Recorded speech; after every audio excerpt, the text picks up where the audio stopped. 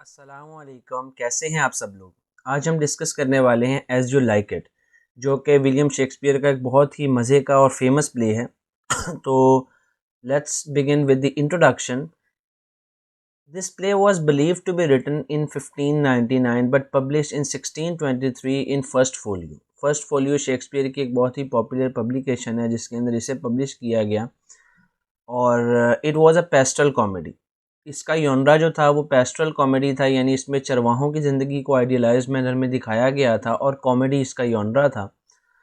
It resemble with twelfth night personality disguise. इसकी story line, इसकी जो की एलिमेंट्स हैं स्टोरी में, वो ट्वेल्थ नाइट से बहुत ज़्यादा मिलते हैं। जैसे ट्वेल्थ नाइट में हमें पर्सनैलिटी डिस्गाइज मिलता है कि लोगों ने अपना रूप बदला हुआ है, अपना जेंडर बदला हुआ है, इसी तरह इस प्ले में भी हमें ये वाला एलिमेंट बहुत एविडेंटली दिखाई देता है। टू मेजर सेटिंग्स हैं इसकी। एक फ्रेंच ड्यूकडम है, यानी फ्रेंच रियासत है जिसका ड्यूक, अगर कोई किसी रियासत का सरबराह हो तो उसे ड्यूकडम बोलते हैं। एंड फॉरेस्ट ऑफ आर्डीन, और जंगल की सेटिंग है या इस सल्तनत की सेटिंग है, और टाइम 16th सेंचुरी है। ग्रीड एंड हेट को बहुत डीपर मैनर में थ्रू आउट द प्ले हमें दिखाया जाता है, और लव को बहुत कैजुअली दिखाया गया है कि इसको इससे प्यार हो रहा है, उसको उससे प्यार हो रहा है। करेक्टर अंडरस्टैंडिंग कर लेते हैं, क्योंकि ये प्ले थोड़ा सा लंबा है तो करेक्टर्स काफ़ी ट्रिकी हो जाते हैं अगर आप पहले उनको ना समझ लें। सबसे पहले जैसे मैंने आपको बताया ना कि एक सल्तनत है, तो ड्यूक सीनियर जो है राइटफुल रूलर ऑफ द ड्यूकडम है। असूलन इसको रूलर होना चाहिए, ठीक है, हक इसका बनता है। ड्यूक फ्रेडरिक, ये ग्रीडी भाई है ड्यूक सीनियर का, who snatched kingdom from his possession through wrong means. ये लालची भाई है, छोटा भाई है, जो कि ड्यूक सीनियर से उसका हक छीन लेता है रॉन्ग मीन्स के थ्रू, इलीगल मीन्स के थ्रू। ये दोनों आपस में भाई हैं, और सल्तनत का इनमें से ड्यूक फ्रेडरिक अब बादशाह बन गया है, कैलिन ड्यूक बन गया है, क्योंकि उसने उससे रियासत छीन ली है। रोजालिन एंड सिलिया इन दोनों की बेटियों के नाम हैं। ड्यूक सीनियर की बेटी का नाम रोजालिन है और ड्यूक फ्रेडरिक की बेटी का नाम सीलिया है। तो ये दोनों आपस में कजन्स हैं। नेक्स्ट हमारे पास सर रोलैंड डी बॉयस जो हैं आ जाते हैं। A wealthy man who just died in the beginning of the play. इसका प्ले के अंदर कोई भी हमें सीन देखने नहीं मिलेगा, क्योंकि प्ले की बिगिनिंग में ही इसको मरा हुआ दिखाया जाता है, जो कि एक वेल्दी इंसान है, उसी रियासत में रहने वाला एक अमीर इंसान है। और इसके भी आगे से दो बेटे हैं जो दोनों आपस में भाई हैं। ओलिवर है the oldest son of sir Rowland de Boys and sole inheritor of the de Boys estate. अच्छा, ओलिवर जो है सर रोलैंड डी बॉयस के मरने के बाद वाहिद मालिक बन गया है सर रोलैंड डी बॉयस की सारी प्रॉपर्टी और एसेट्स का, क्योंकि वहाँ पे कानून है कि सारा हक बड़े बेटे को दिया जाता है। और ऑरलैंडो जो छोटा भाई है, छोटा बेटा है सर रोलैंड डी बॉयस का, who was deprived of education and training from his brother, true gentleman and hero of the play। अब ये वैसे तो आदत का बहुत अच्छा है, इज़ अ ट्रू जेंटलमैन और ये प्ले का हीरो है, लेकिन ओलिवर इसका जो बड़ा भाई है वो इसको, चूँकि अब इसको कुछ भी नहीं मिला है, तो इसके साथ बहुत बुरा सलूक करता है, इसको अच्छी लाइफ से महरूम कर देता है, वो जो एक अमीर बाप के बेटे की होनी चाहिए। अब sir Rowland de Boys has recently died and according to the customer Oliver being the eldest son is the sole inheritor. अब मैं आपको सारा कॉन्टेक्स्ट बता रहा हूँ। अब सर रोलैंड डी बॉयस जाते हुए कह के गया था, be nice to your younger brother Orlando. अपने छोटे भाई ऑरलैंडो के साथ तुम नाइस रहना, ओलिवर को कहता है, लेकिन वो रिफ्यूज़ कर देता है और उसको तालीम से, अच्छी ज़िंदगी से महरूम कर देता है। अच्छा, यहाँ तक तो बात चल रही होती है। नेक्स्ट सीन हमारे पास क्या आता है कि चार्ल्स एक रेसलर है फ्रेडरिक के कोर्ट का, यानी रेसलर आप समझते हैं ना, जो फाइट करते हैं, कुश्ती करते हैं। वो ओलिवर को वार्न करने आता है कि ऑरलैंडो मेरे साथ कुश्ती करना चाहता है। अब बीइंग अ एल्डर ब्रदर, उसको अपने भाई के लिए, ऑरलैंडो के लिए कंसर्न होना चाहिए, केयर होनी चाहिए कि यार उसको कहीं चोट ना लग जाए या उसको हारने की इंसल्ट से बचा लिया जाए, बिकॉज़ वो तो एक प्रोफेशनल रेसलर है। उसको लेकिन वो हटाने की बजाय वो बड़ा खुश होता है कि हाँ, अब मेरा भाई जो है रेसलर से हारेगा और इसकी और थू-थू होगी, इसकी इंसल्ट होगी। वो ये क्यों करता है? क्योंकि वो अपने छोटे भाई से बहुत ज़्यादा नफ़रत करता है, और उसकी नफ़रत ही उसको अलाउ नहीं करती कि वो इस मैस को रोक सके होने से, हालाँकि वो रोक सकता होता है। अब दूसरी तरफ हम सीन में क्या देखते हैं कि ड्यूक फ्रेडरिक जो है वो तमाम तर प्रॉपर्टी इलीगल और वायलेंट मीन्स से ड्यूक सीनियर से यानी अपने बड़े भाई से हत्या लेता है, स्नैच कर लेता है और उसको मजबूर कर देता है कि फॉरेस्ट आर्डीन में वो भागने पर मजबूर हो जाए। उसको मजबूर कर देता है कि वो जंगल की तरफ भाग जाए। उसे क्योंकि बैनिश कर दिया जाता है, सारी प्रॉपर्टी छीन ली गई है। Out of true cousin love जो है ना, रोज़लिन कोर्ट में ही रहती है, रोज़लिन महल में ही रहती है क्योंकि उसकी डॉटर सिलिया से बहुत ज़्यादा दोस्ती होती है। अब असूलन तो ये होना चाहिए कि ड्यूक फ्रेडरिक ने जब ड्यूक सीनियर को निकाल दिया तो उसकी बेटी को भी साथ निकालता, लेकिन उसकी अपनी जो बेटी सीलिया है वो अपनी कज़न से बहुत ज़्यादा प्यार करती है, तो वो मजबूर हो जाता है और रोज़लिन को नहीं निकाल पाता। दूसरी तरफ देखते हैं हम, वापस रेसलिंग का सीन आ जाता है और स्केजुअल डे जो रेसलिंग का होता है वो आन पहुंचता है। और होता ये है कि मज़े की बात है कि ऑरलैंडो जो है वो फाइट जीत जाता है। बीइंग द विनर वो रोज़ालिन का दिल जीतने में भी कामयाब हो जाता है क्योंकि वो कोर्ट में तमाम तर औरतें और लड़कियां उसे देख रही होती हैं और उसकी बहादुरी से इम्प्रेस हो जाती हैं। रोज़ालिन भी उनमें से एक होती है, वो कुछ ज़्यादा इम्प्रेस हो जाती है, जो उसे तोहफे में एक नेकलेस भी देती है और खुफिया तौर पर उससे प्यार में मुब्तला हो जाती है और वो सिर्फ सिलिया को ये बात बताती है और किसी को नहीं बताती। और लैंडो जब वापस आता है तो उसका मुलाजिम एक फेथफुल करेक्टर है, जो माइनर करेक्टर है एडम, वो उसके साथ बहुत ज़्यादा सिंसियर है। और लैंडो के साथ वो उसको बताता है उसके भाई के बुरे इरादे और वो इन इरादों को देखते हुए जंगल की तरफ भागने पर मजबूर हो जाता है क्योंकि वो समझ जाता है कि उसका भाई उसे चैन से नहीं रहने दे सकता। अब रोज़लिन जो है वो अचानक से बैनिश कर दी जाती है अपने चचा से, यानी उसके चचा पहले तो उसको रहने की इजाज़त दे देते हैं महल में, लेकिन बाद में कुछ गुस्से की वजह से वो उसको बैनिश कर देते हैं। अब जब बैनिश करते हैं तो ड्यूक फ्रेडरिक की अपनी ही बेटी सिलिया, उसको बड़ा बुरा लगता है, गुस्सा आता है, वो इस सबको गलत समझ रही है, तो वो अपनी कज़न जो है रोज़लिन यानी कि ड्यूक सीनियर की बेटी, उसके साथ वो भी कोर्ट को छोड़ देती है कि अगर पापा आपने इसको नहीं रहने देना मेरी दोस्त को, तो मैं भी कोर्ट में नहीं रहूँगा, क्योंकि वो अपनी कज़न से बहुत ज़्यादा प्यार करती होती है। और ये भी जंगल की तरफ भाग पड़ते हैं। अब सेफ जर्नी के लिए दोनों औरतें क्या करती हैं अब वही 12th नाइट वाला सीन होने लगा है, पर्सनैलिटी डिस्गाइज का। रोज़लिन जो है वो एक लड़के का रूप धार लेती है और अपना नाम गैनेमिड रख लेती है। सिलिया जो है वो अपना जेंडर तो चेंज नहीं करती दिस टाइम, लेकिन एक कॉमन शेफर्डेस बन जाती है, एक चरवाहन बकरियां चराने वाली लड़की बन जाती है और ख़ुद को एलाइना अपना नाम रख लेती है ताकि वो जर्नी सेफली गुजार सकें, कोई उनको नुकसान का सामना ना हो। अब ड्यूक फ्रेडरिक को बहुत ज़्यादा गुस्सा आता है कि उसकी बेटी कहाँ गायब हो गई है। जब उसको पता लगता है कि उसकी बेटी और उसकी भतीजी उसी टाइम गायब हुई हैं जब ऑरलैंडो भी जंगल की तरफ निकला है, तो ड्यूक को बड़ा गुस्सा आता है। वो ओलिवर के पास जाता है, यानी ऑरलैंडो के बड़े भाई के पास, और उसको कहता है कि अपने भाई को ढूंढो, और उसको धमकाता है कि अगर तुम ऐसा नहीं करोगे तो मैं तमाम तर तुम्हारी जायदाद हथिया लूँगा और तुम्हारे साथ अच्छा नहीं होगा और तुम्हारे ऊपर आर्मी की चढ़ाई कर दूंगा, फौजी चढ़ाई कर दूंगा, क्योंकि उसको अपनी बेटी चाहिए होती है। और वो इस शक में मुब्तला हो जाता है कि शायद जो है वो ऑरलैंडो की ये मिली भगत है सारी। हालांकि असूलन ये एक महज इत्तेफाक होता है, इसका हकीकत से कोई ताल्लुक़ नहीं होता कि वो आपस में कोई उनका ताल्लुक़ है।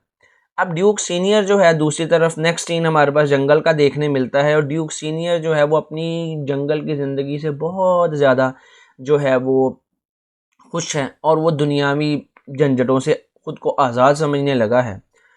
और लैंडो इसी दौरान जंगल में पहुंच जाता है और भूख प्यास से निढाल होता है, और ड्यूक सीनियर के कैंप के बाहर वो पहुंच जाता है और बड़ी बदतमीज़ी करता है और कहता है कि अगर तुम लोगों को खाना खाना है तो पहले मुझे खाना खिलाना होगा।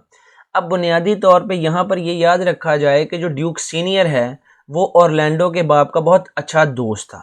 जो रोनाल्ड डी वॉइस है वो ड्यूक सीनियर का बहुत अच्छा दोस्त था, जो प्ले के शुरू में हमें बताया गया कि मर गया ऑरलैंडो का बाप।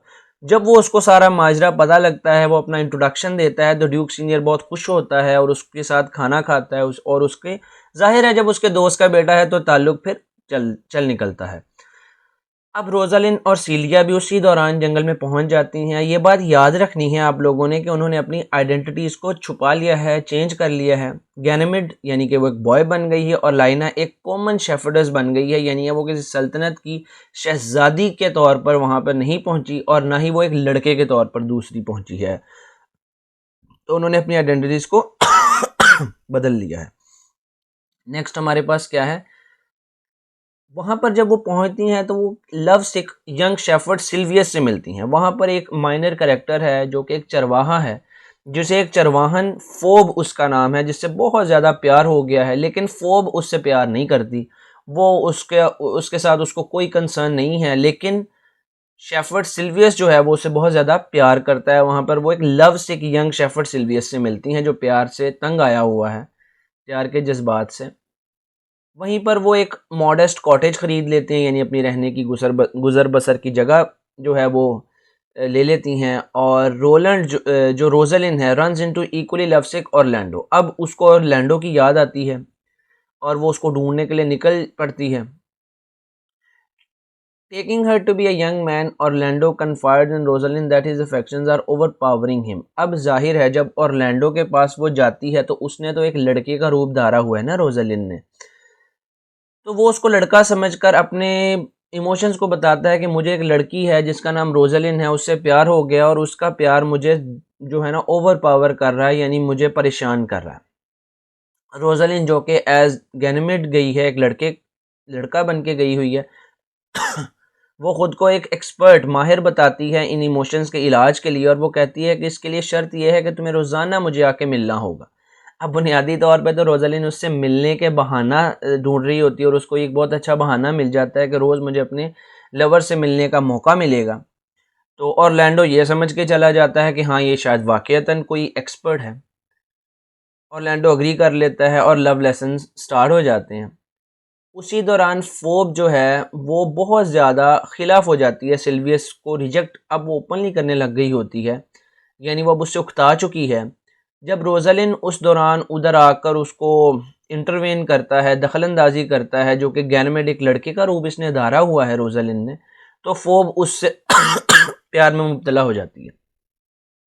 क्या होता है कि फोब उससे प्यार में उसको लड़का समझ के उससे प्यार करने लगती है, और ऑरलैंडो एक दिन नहीं आता क्योंकि उसने रोज़लिन ने उससे डेली मिलने का कहा होता है, तो रोज़लिन थोड़ी सी बेचैन हो जाती है। अच्छा, ऑरलैंडो तो नहीं आता, लेकिन उस सीन पर ओलिवर निकल आता है कहीं से। ओलिवर जो कि आप जानते हैं कि हमें एक नेगेटिव कैरेक्टर दिखाया गया है, ऑरलैंडो का भाई है, हीरो का ये भाई है बड़ा, जिसको सारी प्रॉपर्टी मिल गई है। वो चूंकि ओलिवर अब जंगल में क्यों है, वो ऑरलैंडो को ढूंढने आया है, क्योंकि उसको ड्यूक फ्रेडरिक ने कहा है कि मैं तुम्हें छोड़ूंगा नहीं अगर तुम ऑरलैंडो को ढूंढते नहीं हो, मैन हंट में नहीं निकलते। अच्छा, ओलिवर कहीं से निकल आता है और वहाँ उनको मिलता है, ऑरलैंडो लोगों को, और उनको बताता है कि कैसे उसको ऑरलैंडो ने एक शेर से बचाया। तो ऑरलैंडो की जब वो तारीफ़ बयान करता है तो ज़ाहिर है रोज़लिन को और अच्छा लगता है, और उसकी बातें वो कर रहा होता है। और उसी दौरान सिलिया जो कि रोज़लिन की छोटी कज़न है, छोटे चचा की बेटी है, यानी सिलिया को उससे प्यार हो जाता है और वो शादी के लिए तैयार हो जाते हैं। अब नेक्स्ट क्या होता है, वक्त गुजरता जाता है, फोब को अब जो है गैनमेड यानी रोज़लिन से मोहब्बत बढ़ती जा रही है, and Orlando grows tired of pretending that a boy is his dear Rosalind. और ऑरलैंडो को चूंकि रोज़लिन ने ये कहा होता है, गैनमेड ने ये कहा होता है कि तुमने मुझे रोज़लिन कंसीडर करना है, तो ऑरलैंडो ये इमेजिन करते करते थक जाता है एक दिन, और रोज़लिन डिसाइड करती है कि अब इस खेल को ख़त्म किया जाए, ये बहुत ज़्यादा बढ़ गया है। वो प्रॉमिस लेती है, she promises that Ganymede will wed Phoebe if Ganymede will ever marry a woman. वो ये वादा करती है कि गैनमेड फोब से यकीनन शादी करेगी अगर गैनमेड जो है कभी किसी औरत से शादी करे। चूँकि गैनमेड असल में तो लड़का है ही नहीं, लड़की है, तो वो किसी लड़की से शादी कैसे कर सकता है। यानी वो ये वादा करती है असूलन कि अगर मैं लड़का होती तो मैं फोब से ज़रूर शादी करती। And she makes everyone pledge to meet the next day. वो नेक्स्ट डे कहती है कि सब लोग मुझसे मिलें शादी के दिन। They all agree. किन की शादी के दिन? जो हमें सीलिया और ओलिवर की शादी का पीछे बताया गया है।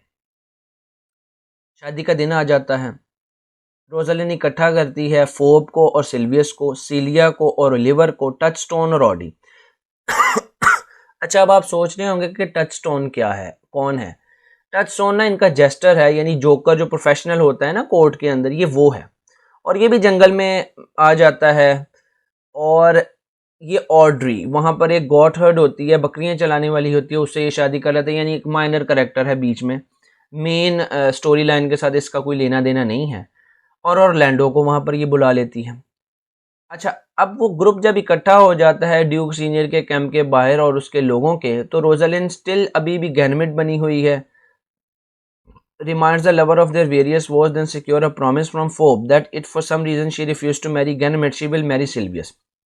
अब वो कहती है कि मैं आप लोगों को एक सच बताऊंगी, लेकिन फोब अगर तुम मुझसे शादी ना कर सकती हुई तो तुम वादा करो कि तुम सिल्विया से शादी ज़रूर करोगी। जाहिर बात है, जब उसको बता देगी कि मैं भी एक लड़की ही हूँ, मैं गैनमेड नहीं हूँ, तो वो उससे शादी तो नहीं कर सकेगी और उसे सिल्विया से शादी करने का वादा करने का कह रही है। That he would allow his daughter to, अच्छा फिर वो ड्यूक से वादा लेती है कि वो अपनी जो बेटी है उसको अलाउ करेगा marry Orlando if she were available.